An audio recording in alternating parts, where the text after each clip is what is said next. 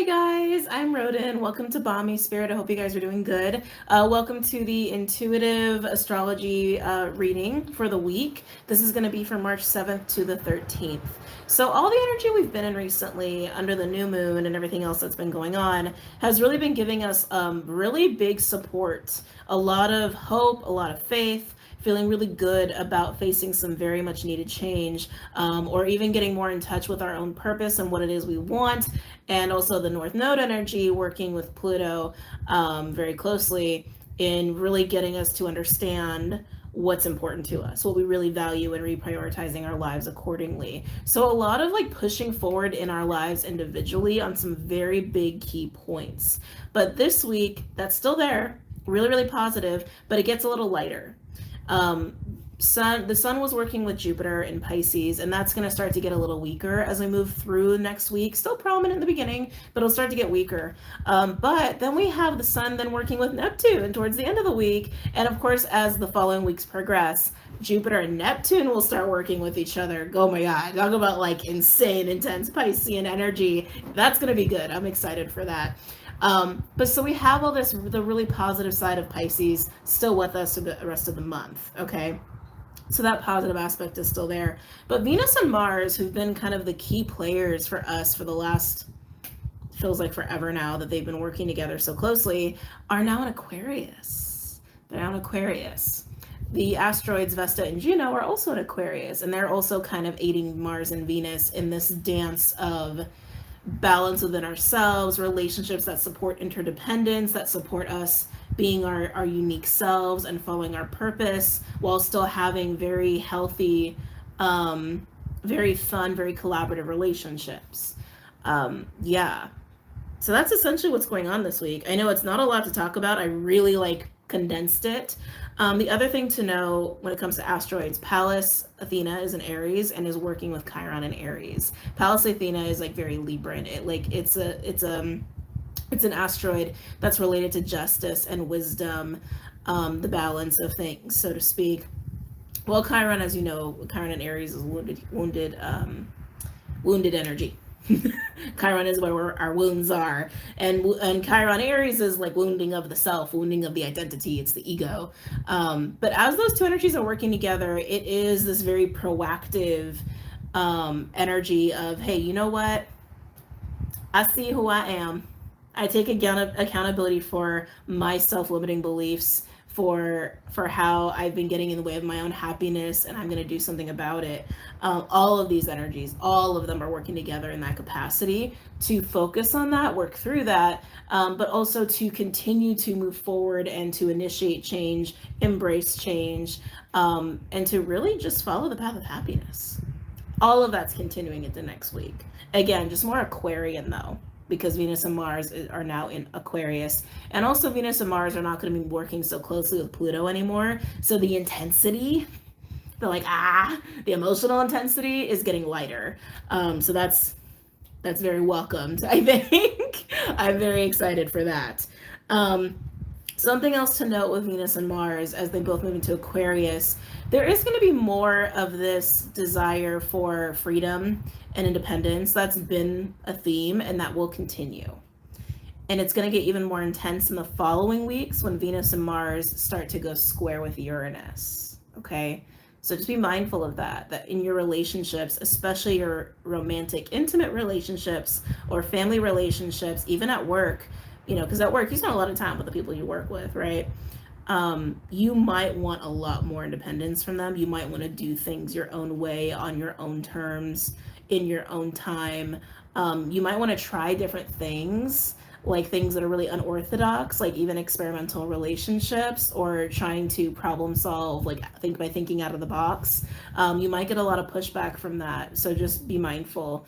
But that seems to be an energy that we're all kind of moving into collectively, but not everyone's going to be on board with that. Everyone's different, and everyone thinks their way might be better. So just be prepared. There could be some conflict on that front. If you have been in relationships though, and again, I say this every week in the last month or two, because it's just the energy we're in, But if you are still in relationships, whether it's friends or family or coworkers, romantic, whatever, that are really stifling who you are, and you're not allowed to be you, you're not allowed to be free, it's just going to get more intense.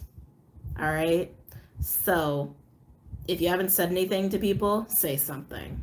If you haven't made any changes when it comes to that and you're just trying to like suffer through it, don't.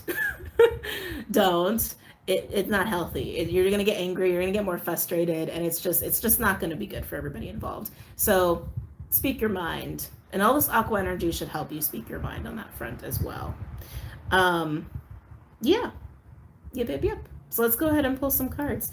I would say actually, when it comes to looking at this week and where you're going to be experiencing a lot of this, definitely Aquarius, okay?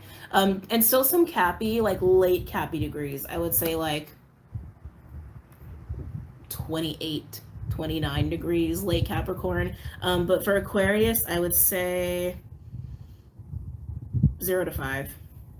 0 to 5 Aquarius is where you're going to be experiencing a lot of this wanting to experiment and try different things, try new things, meet new people, not be super attached, actually there's gonna be a lot of emotional detachment to start going on. But Pisces is also still giving us like very yummy, nurturing energy. So I think it's just gonna be that really healthy expression of emotions, which is gonna be great. Where it's not codependent and like super attached, but it's like I'm present, I'm here, I care, but I also understand other things are important too, right? So just really no codependent energy going on there, or no codependent energy will be supported.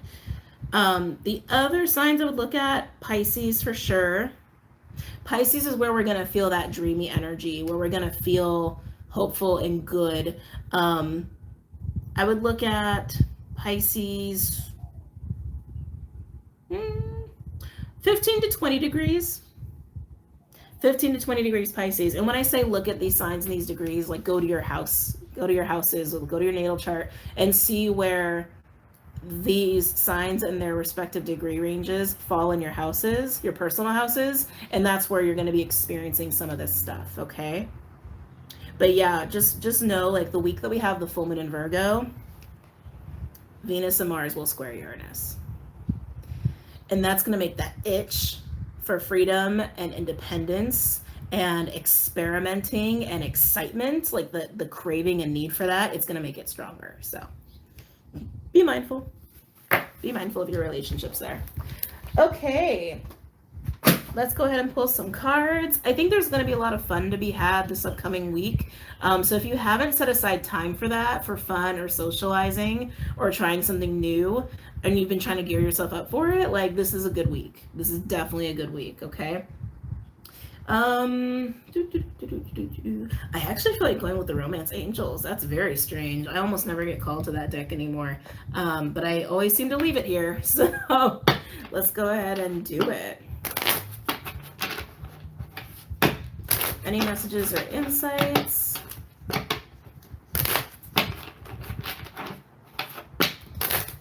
Any messages or insights for my patrons?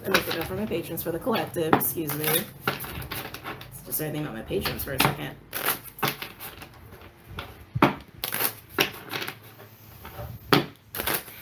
Any messages or insights for this upcoming week?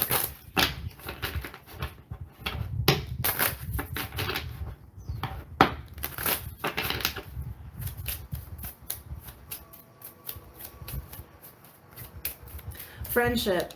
I'm hearing friendship. Having that sense of friendship in all of your relationships is going to start to become pretty prominent.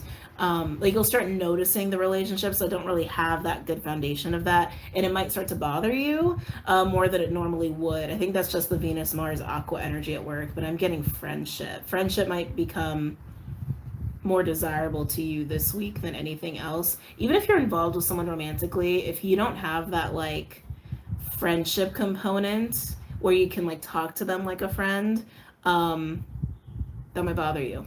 Okay.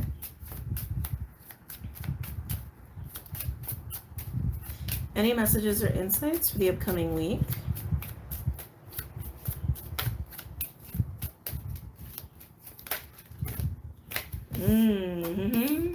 We've got children. Your love life may be affected by children. This feels like play. This feels like play to me. And it's funny because I was just talking about the friendship thing, right? This totally feels like play.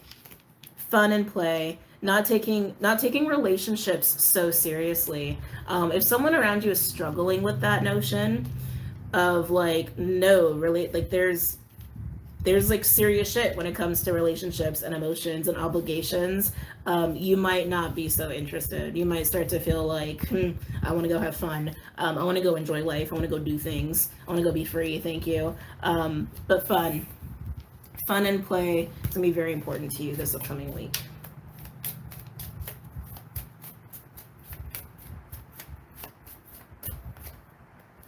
Ooh, healing family issues. Your love life benefits as you forgive your parents. Some of you, this might even highlight just your own relationship with your children or with your parents, specifically that parent-child dynamic. I'm feeling that push and pull of obligation and seriousness and fun and play. I'm feeling that juxtaposition, that very like authoritative energy that comes with like obligation and duty and like parent like energy, needing to watch over or manage sort of energy, and then like the kid that just wants to go have fun and like, sure, I'll do that, but can I go play my video game first? Can I go for a swim first? Can I go have an ice cream first? Like, I'm getting that push-pull going on here.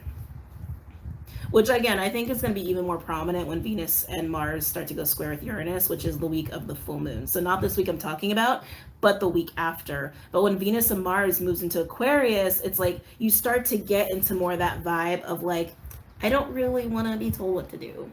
I don't really want to answer to anybody. Thanks. And as Juno right now is also square Uranus. That's also that kind of energy, but it's more in the realm of like peer-to-peer, not like authority subordinate. You know, it doesn't have that hierarchical energy to it. Like Juno square Uranus is more like, my badassness is not going to be suppressed by you. It's more like that. My sense of creativity and freedom, not going to be suppressed by you just because I decided to deal with you, or just because I decided to work with you, or just because I decided to marry you. It's like, it really speaks of more like marriages, contractual partnerships, like Juno does specifically. But Vesta in Aquarius is also still working with Mars and Venus. And Vesta is a lot more of that, like really following your purpose, your sense of passion. And in Aquarius, working with Mars and Venus in a supportive capacity, it's, I want to be dealing with people who will support me following my dreams, who will support me being authentically who I am, being expressive with it and trying different things, even if it looks weird, even if it's not the way you'd always do it, but doing it in a way that's sacred and meaningful to me. So again, this week, a lot about freedom. This could also be cementing any closures that you've been needing, that Venus and Capricorn has been highlighting for you the last couple months. And I've been preaching so much about this. And Venus and Capricorn, that whole retrograde period, which the post shadow just ended a few days ago. The post shadow of Venus retrograde ended on March 1st, I believe it was, literally a few days ago, as I'm recording this anyway. I'm recording this on Friday. That was big with power dynamics. That was big with parent-child dynamics. And here it is. And any woundings or self-limiting behaviors or thought forms that really prevented you from being your full expressed self, unapologetically, waving your freak flag proudly, following your purpose proudly, confidently. Okay? Moving on. There's a lot to say there. Any other messages or insights for this upcoming week?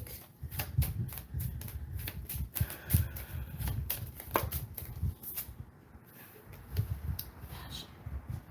I don't know why I whispered that. Passion. It's a sex card. Allow your heart and soul to sing with joy. Not just sex, it's also that creativity and thirst and desire and hunger for life, right? Passion. Passion's been very big with us. It's been very big as Venus and Mars have been tightly conjunct together. And that's still there. That is still there. since Venus and Mars are going to move away from Pluto, I feel like the really lusty energies, the really deep desire for passion and sex and all of that, for even just following our own purpose, is not going to be as intense this upcoming week as it was this past week, because Pluto's not going to be working with Venus and Mars so closely, but Pluto will still be working very nicely with the North Node in Taurus, which does speak of what we desire, what we're passionate about, what makes us tick in a good way, not in a bad way, but our passion is still there. This is part of that expression of letting our freak flags fly and following what it is we really want, what we're passionate about.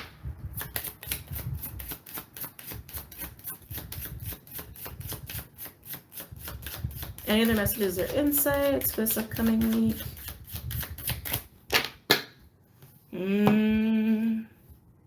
Past life relationship is the overall. You have known each other before. Past life relationship can speak of past relationships in this life or other lives, but it also can have a very karmic feel to it. Very karmic feel. Underneath that, we do have stay optimistic about your love life. I'm actually feeling more open-mindedness about that. Positive thinking and faith will bring you romance. That to me feels like familiar and not a good way. Familiar relationships, familiar communication styles, familiar behaviors and patterns that don't necessarily feel that great. Can even feel a little restrictive. It feels yucky. It feels kind of yucky to me. This is the familiar stuff that you have realized in the last couple months, and most likely the last month, like, oh, that's the old stuff. That's the old patterns, the old types of relationships, the old dynamics, the old energies that I don't really want to be dealing with anymore. You might even have this impulse to just like run away from certain people or certain circumstances, and you need to decide what's best for you, no question there. But stay optimistic about your love life. I'm feeling more of that, like, just stay open-minded and detached. Actually, stay open-minded and detached. Focus on you, live your life, live out your passion the way you need to. Now, for those of you who are involved in romantic relationships or obligations, if you need to experiment or try something new, you should say something. And try to see if you can work out like a compromise or resolution or an unorthodox solution, of like, if it's a relationship, for example, like, hey, I'm really needing more A, B, C, D, E. I don't know if I can get that in this relationship, but that's what I'm needing. So I'm thinking plan 1, plan 2, plan 3. Open relationship, no relationship, experimentation. You know what I mean? Like, throw out some solutions there, because if you do have like a need to like not be involved in certain dynamics or energies or behaviors anymore, you're really craving that new, and you're really craving to invest in your own passion, your own purpose, your own desire, all of that stuff, you need to be vocal about it. You need to say something. And if the people that are involved with you that are kind of getting in the way of that, or contributing to like staying in the old stuff, are not open to your suggestions, you tried, and there's something else you could always do, which is just walk away from it. But you need to decide really what's best for you. You don't have to be held down by the old anymore. You don't have to continue to live out old obligations if you don't want to, or if it doesn't feel right. You don't have to do that, even if it requires an unpleasant conversation. Okay?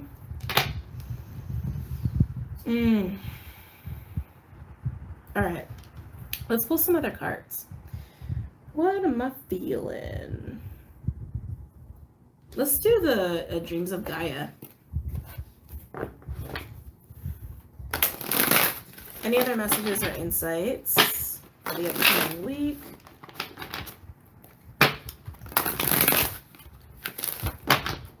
Any other messages or insights for the upcoming week?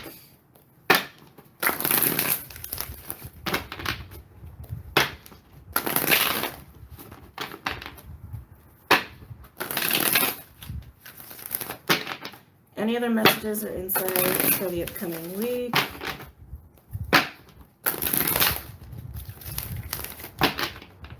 Okay. Woo. Okay, so we've got 10 of air in reverse. 10 of air in reverse speaks of when there's too much focus or emphasis on what other people expect, what other people want, what other people's opinions and points of view are. I think you're done with that. I think this is you looking at other people and being like, no. To be honest, I feel like the energy is there where almost people have imposed a lot of like, yeah, expectations. I'm getting expectations, and it comes in hand with that sense of obligation. And it's just like, no. I am uniquely me, and I have my unique needs, and it's time I meet them. I have my unique wants and passions and purposes and desires, and it's time I meet those. There's such a desire for fun. I keep feeling that too. Such a desire for fun. Am I taking these? No. Okay. The counselor, I can tell, is wanting to make an appearance. I just saw him peek out a couple times. The counselor's like a Knight of Cups energy. Ooh. 9 of Earth and the 4 of Wands in reverse. So, yeah, again, coming back to this, like, how much do we succumb to other people versus really honoring our wants and our needs and our passions and having fun with it and not being tied down to old ways of doing things or the ways we've always done them, or relationships that have that like old restricted kind of karmic taste and flavor to them, that familiarity that doesn't exactly feel good, right? The 9 of Earth is a card of not just like self-care, because the 9 of Earth in this deck speaks of like how we take care of ourselves, how much we honor ourselves versus other people. Are we giving too much? Are we giving to ourselves enough, right? But the 4 of Fire in this deck in reverse speaks of like, hey, where's your focus? Where's your focus at? It needs to be more on what you really want. It needs to be more on your target. It needs to be more on you, more on your goal. And that's kind of what I'm getting here. Wait for the plane to pass. They swing out over here.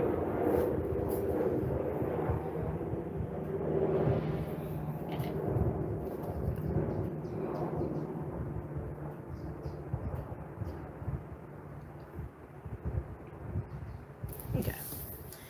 Like, there's nothing wrong with the 9 of Earth of being there for people, showing up for people, and giving and being generous and being grateful. But with these 2 cards right there, it's like, how much are you doing that? To the point where you're not honoring your passion, you're not able to move about or speak about freely in your own life. Like, you're, again, I know I'm sounding like a dead horse. I feel like I'm not finding the right words to really like express this, which is funny because it's like kind of what we're talking about, right? It's like just our innate ability to be who we are, what we are, and not have to answer to people, so that we're allowed to focus on ourselves. This is like, yo, I'm allowed to do me. I'm allowed to focus on me. I don't need to be tied down to this. I don't need to meet your expectations. I just have to meet my own expectations. There might be a pattern here that you are familiar yet sick of needing to be obligated to others. And it's just like, no more.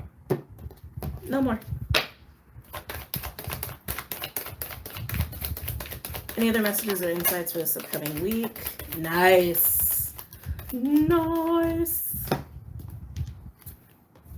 Very nice. Queen of Air and the Queen of Fire. I love those 2 queens in a reading like this, because this is, I see the truth, I know my truth, I will speak my truth, and I will go out in the world and do whatever the fuck I want to do with a Queen of Fire. Graciously. Well, they're both upright. Graciously in a healthy way, but it's just like, hey, this is the truth, this is what I want, this is what I need, and I'm gonna go do that now. My focus needs to be on my goals. My focus needs to be on what is fun for me, what feels good for me, what lights my fire, what gets me stimulated, what gets me excited. That's where my focus needs to be.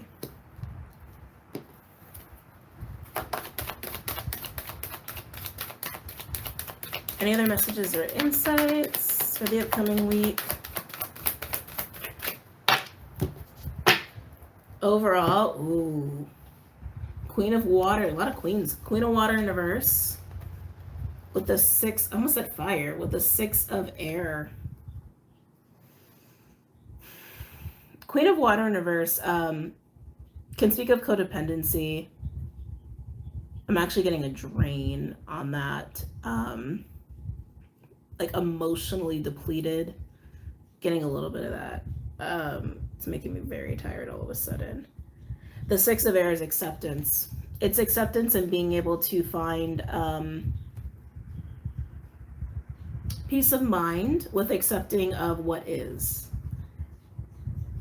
With accepting of what is. And what is just you have your needs, you have your truth, and you want to have fun. You want to feel alive. You want to feel excited by life. You want to live out through your own passion and purpose.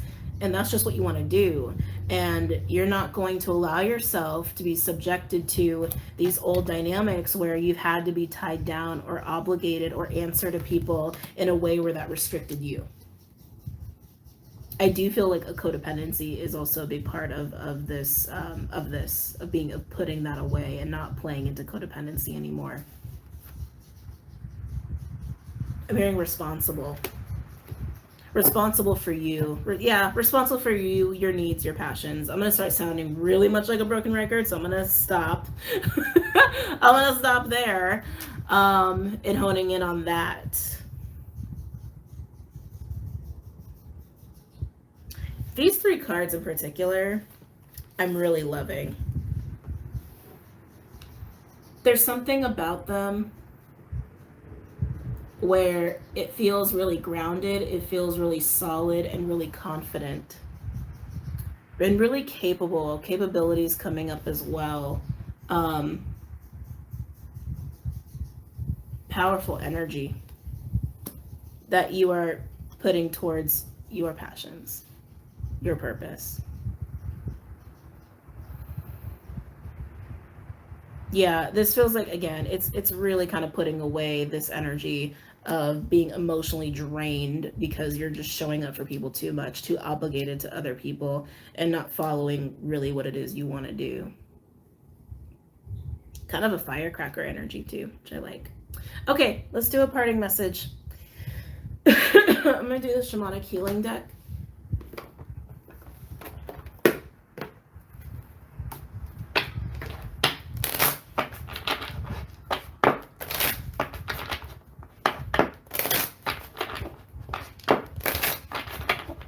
Any parting messages, please, for the upcoming week?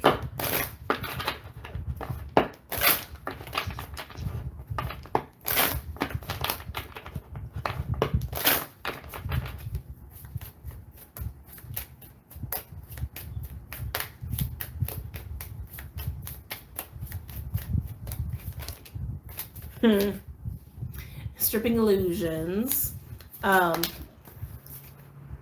And grounding. What did I say? It's like this feels like a very grounded, solid, like position and energy to be in, and a little bit of that firecracker energy. Highly capable of prioritizing you and your passion and what you want, the play, the freedom, and again, not being subjected to these old familiar dynamics of suppression, of power plays and obligations and answering to people. You're just seeing that and you're just owning it.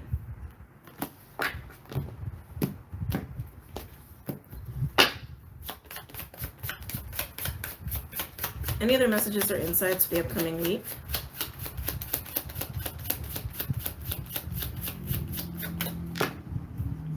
Overall, we have ancient wisdom and divine timing. That's kind of interesting. Ancient wisdom is having that acceptance of what is. It's being in the present moment and understanding that there is an ebb and a flow to life in all things, and that's just how energy works. And right now, it's time to just be free and open and expressive, and not be bogged down anymore. But you can still be very grounded about it and still be very gracious with it. Divine timing, as you guys know, it's divine timing. There is a time and a place for all things. And right now it's a time to recognize this energy and recognize you don't have to be subjected to it anymore or tied down or anchored by it anymore. hence stripping the illusions, right? Enjoy your freedom. Enjoy your freedom. Enjoy the fun. I know this reading was a little repetitive, so sorry about that. But it's very clear. It's very clear. So enjoy your week and take care. And again, don't forget to check out the website and everything else that's linked below. We also have an astrology blog that's been really fun. So yeah, go check that out, and I'll see you guys very soon, okay? Take care.